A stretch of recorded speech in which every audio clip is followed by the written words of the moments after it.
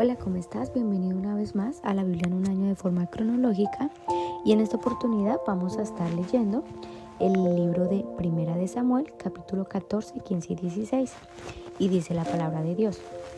Cierto día, Jonatán le dijo a su escudero: ven, vamos a donde está la avanzada de los filisteos.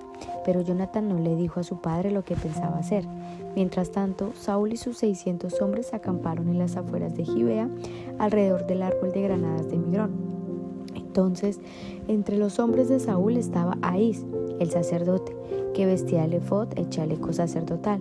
Ahís era hijo de Ahibod, hermano de Icobab, hijo de Finés, hijo de Eli, sacerdote del Señor, que había servido en Silo. Nadie se dio cuenta de que Jonatán había dejado el campamento israelita.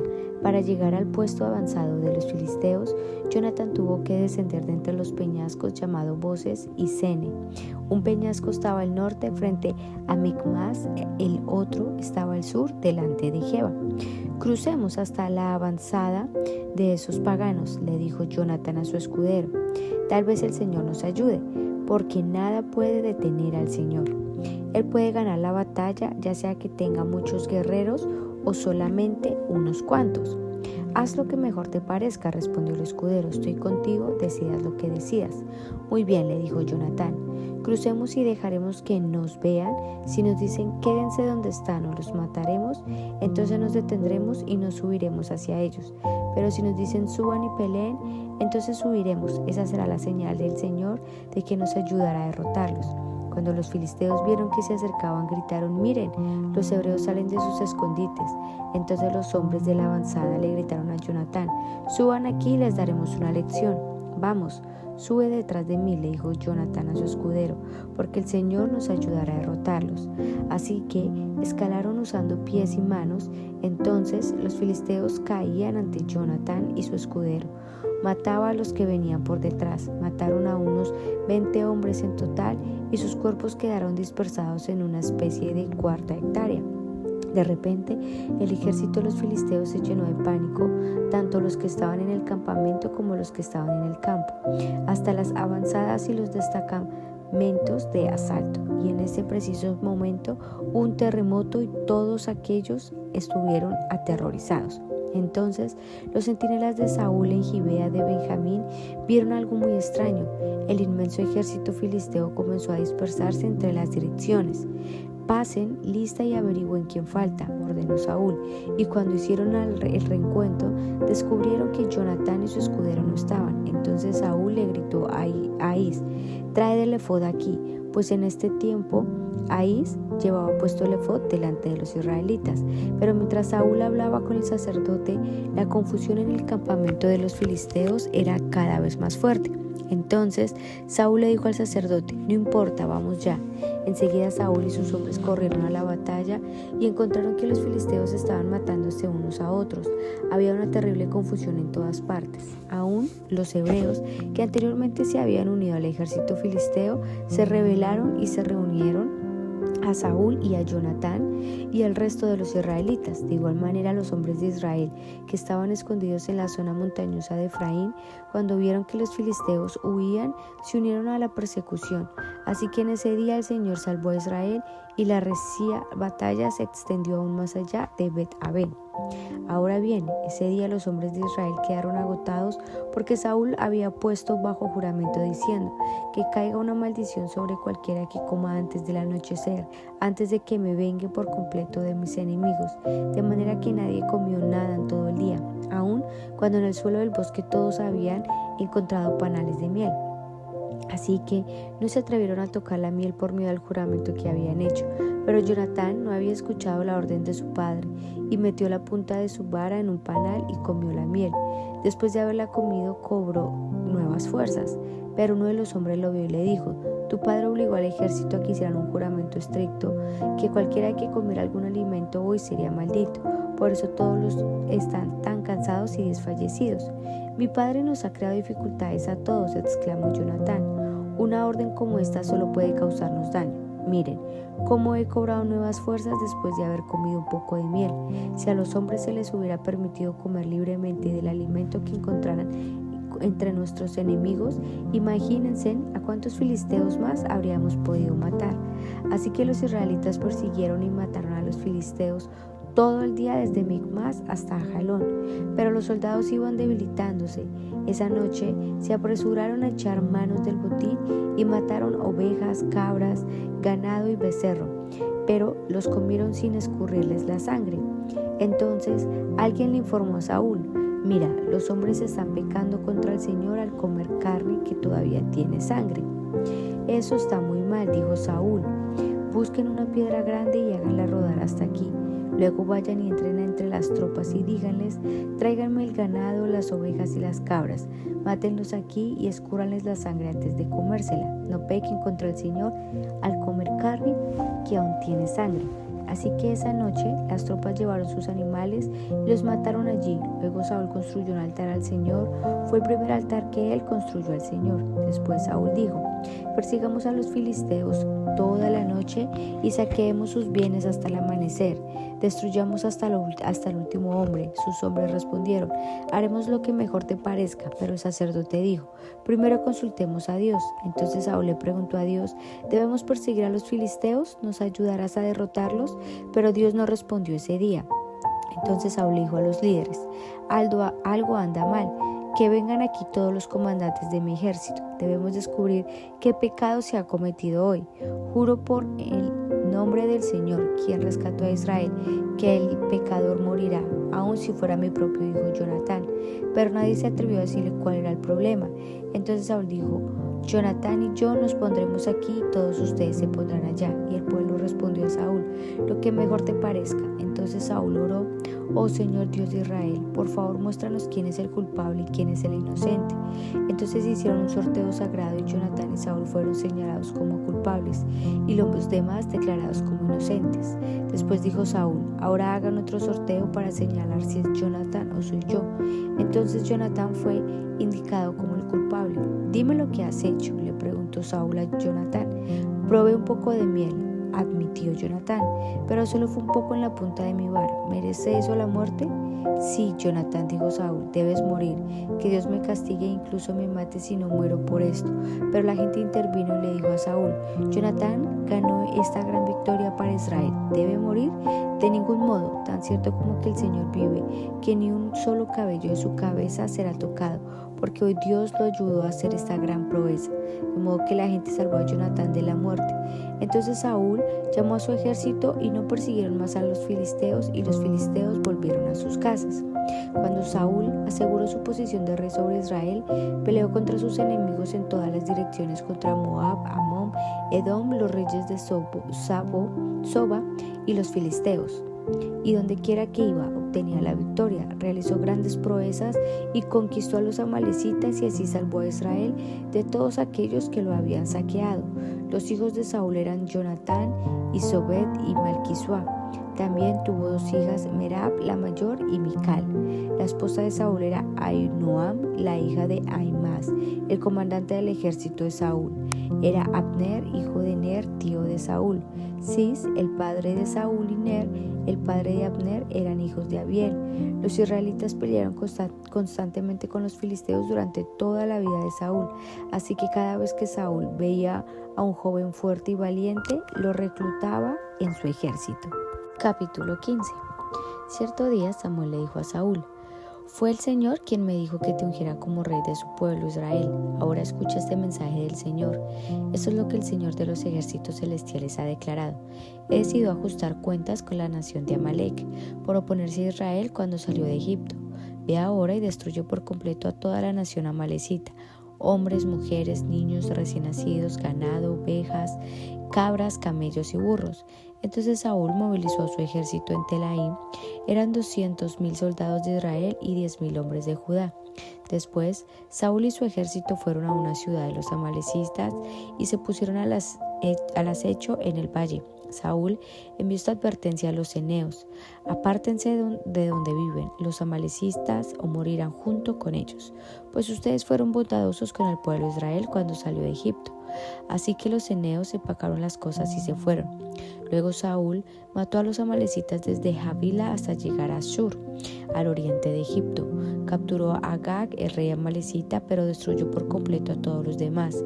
Saúl y sus hombres le perdonaron la vida a Agag y se le quedaron con las mejores cosas de sus ovejas y de las cabras, del ganado, de los becerros gordos y de los corderos. De hecho, con todo lo que les atrajo, solo destruyeron lo que no tenía valor o que era de mala calidad.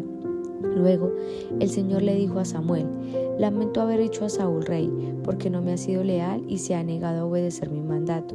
Al oírlo, Samuel se conmovió tanto que clamó al Señor durante toda la noche. Temprano en la mañana siguiente, Samuel fue a buscar a Saúl. Alguien le dijo: Saúl fue a la ciudad de Carmelo a levantar un monumento en su propio honor y después continuó a Gilgal. Cuando por fin Samuel lo encontró, Saúl lo saludó con alegría. Que el Señor te bendiga, le dijo. Lleve a cabo el mandato del Señor. Entonces, ¿qué es todo eso que está válido de ovejas y cabras y es mugido de ganado que oigo? Le preguntó Samuel. Es cierto que los soldados dejaron con vida lo mejor de las ovejas, las cabras y el ganado, admitió Saúl, pero van a sacrificarlos al Señor tu Dios. Hemos destruido todo lo demás. Entonces Samuel le dijo a Saúl: basta, escucha lo que el Señor me dijo anoche. ¿Qué te dijo?, preguntó Saúl. Y Samuel le dijo: aunque te tengas en poca estima, ¿acaso no eres líder de las tribus de Israel? El Señor te ungió como rey de Israel, te envió a una misión y te dijo: ve y destruye por completo a los pecadores, a los amalecitas, hasta que todos estén muertos. ¿Por qué no obedeciste al Señor? ¿Por qué te apuraste a tomar del botín y hacer que lo malo a los ojos del Señor? Pero yo sí obedecí al Señor, insistió Saúl. Cumplí la misión que él me encargó. Traje al rey Agag, pero destruía todo lo demás. Entonces mis tropas llevaron lo mejor de las ovejas, de las cabras, del ganado, del botín, para sacrificarlos al Señor tu Dios en Gilgal. Pero Samuel respondió: ¿qué es lo que más le agrada al Señor? ¿Tus ofrendas quemadas o que obedezcas hoy su voz? Escucha, la obediencia es mejor que el sacrificio y la sumisión es mejor que ofrecer la grasa de carneros. La rebelión es tan pecaminosa como la hechicería y la terquedad tan mala como rendir culto a ídolos.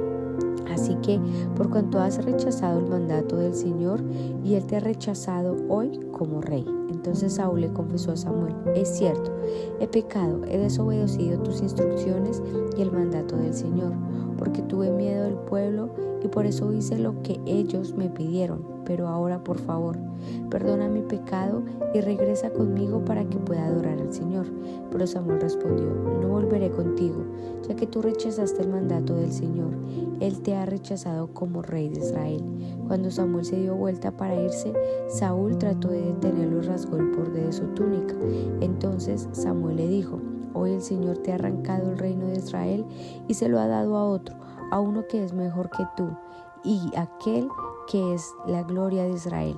No mentirá ni cambiará de parecer, porque no es humano para que cambie de parecer. Entonces Saúl volvió a implorarle: sé que he pecado, pero al menos te ruego que me honres ante los ancianos de mi pueblo y ante Israel al volver conmigo para adorar al Señor tu Dios. Entonces Samuel por fin accedió y regresó con él, y Saúl adoró al Señor. Luego Samuel dijo: tráiganme al rey Agag. Agag llegó lleno de esperanza porque pensó: seguramente ya pasó lo peor y es librado de la muerte. Pero Samuel le dijo: como tu espada ha matado a los hijos de muchas madres, ahora tu madre se quedará sin hijos. Y Samuel cortó a Agag en pedazos delante del Señor en Gilgal. Después Samuel fue a su casa en Ramá y Saúl regresó a su casa en Gibea de Saúl. Samuel nunca más volvió a ver a Saúl, pero lloraba por él constantemente, y el Señor se lamentó de haber hecho a Saúl rey de Israel. Capítulo 16.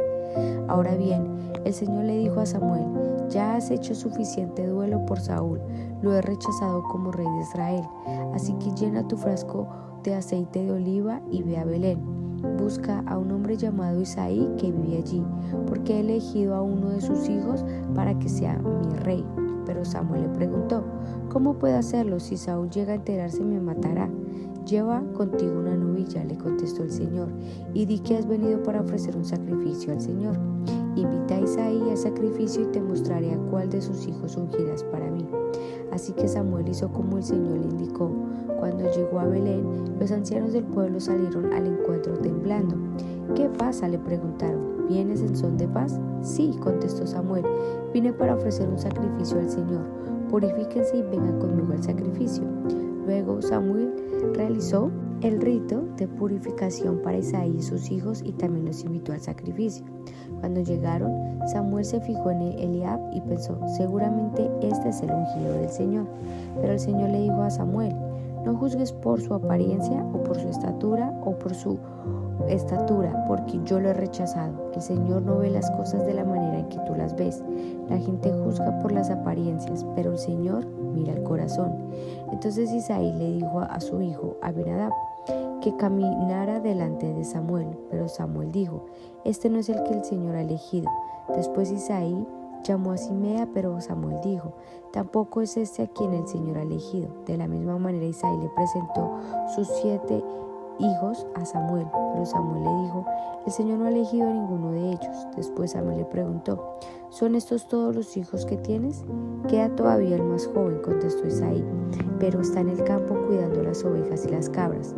Manda a llamarlo de inmediato, dijo Samuel, no nos sentaremos a comer hasta que él llegue. Entonces Isaí mandó a buscarlo, y el joven era trigueño y apuesto y de hermosos ojos. Y el Señor dijo, este es, úngelo.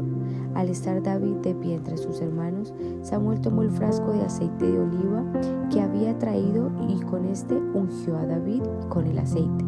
Y el Espíritu del Señor vino en gran poder sobre David, y a partir de ese día Samuel regresó a Ramá. Ahora bien, el Espíritu del Señor se había apartado de Saúl, y el Señor envió un espíritu atormentador. Algunos de los siervos de Saúl le dijeron, un espíritu atormentador de parte de Dios te está afligiendo. Busquemos un buen músico para que toque el arpa cada vez que el espíritu atormentador te aflija. Tocará música relajante y dentro de poco estarás bien. Me parece bien, dijo Saúl. Búsquenme a alguien que toque bien y tráiganmelo aquí. Entonces un siervo le dijo a Saúl, uno de los hijos de Isaí de Belén tiene mucho talento para tocar el arpa. No solo eso, es un guerrero valiente, un hombre de guerra y de buen juicio. También es un joven bien parecido y el Señor está con él. Entonces Saúl mandó mensajeros a Isaí para decirles, envíame a tu hijo David el pastor. Isaí hizo caso y envió a su hijo David a Saúl, junto con un cabrito, un burro cargado de pan y un cuero lleno de vino. Así que David llegó a donde estaba Saúl y quedó a su servicio. Saúl llegó a apreciar mucho a David y el joven se convirtió en su escudero. Luego Saúl mandó un recado a Isaí con una petición. Por favor, permite que David quede a mi servicio porque me simpatiza mucho. Y cada vez que el espíritu atormentador de parte de Dios afligía a Saúl, David tocaba el arpa. Entonces Saúl se sentía mejor y el espíritu atormentador se iba. Bueno, y estos 3 capítulos, si notamos, nos están enseñando cómo se está haciendo el traspaso como de un rey al otro.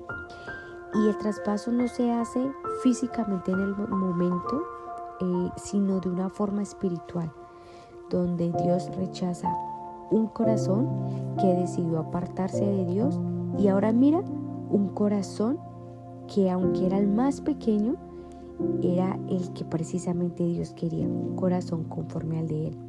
Y esto nos tiene que enseñar y nos tiene que dar una gran motivación de que quizás tú dices, oh, yo soy pequeño, yo soy grande, yo soy esto. Y es que tengas claro que el Señor lo que mira es el corazón. El Señor no está mirando ni nuestro físico ni nuestra apariencia, sino nuestro corazón. Y así es que vemos toda la historia de Saúl como está empezando a culminar, y vemos cómo empezó a desobedecer, empezó a ser orgulloso, empezó a hacer altares aún para él mismo y no para el Señor. Entonces, esto que hizo, claramente lo vemos en los capítulos 14, 15 y 16. Entonces, creo que esto nos está dejando una enseñanza muy importante acerca de cuidar nuestro corazón para que sea un corazón conforme al del Señor, y así sea como el Señor nos unja y nos dirija. Así es que esa es mi oración en este día, que nuestro corazón sea como el de Él, y que de esa forma el Señor nos pueda ver con agrado y con verdad. Así es que vamos a orar. Señor, te damos gracias por enseñarnos una palabra tan maravillosa acerca de cómo cuidar el corazón y cómo, Señor, ser, Señor, como aquel pequeño, Señor, que tú habías ungido, aquel que pastoreaba ovejas, pero que en su corazón tenía un corazón conforme al del Señor. Y asimismo, Señor, te pedimos que nos ayudes y nos guíes para que cada día, Señor, busquemos tu presencia, tu verdad y tu camino, Señor. Y así podremos aprender cada día más de ti y enamorarnos cada día más de tu palabra, Señor, porque eso es lo más importante. En el nombre de Jesús te damos gracias, amado Rey. Amén. Y bueno, así terminamos el capítulo de hoy y mañana nos vemos una vez más en la Biblia en un año de forma cronológica. Dios te bendiga.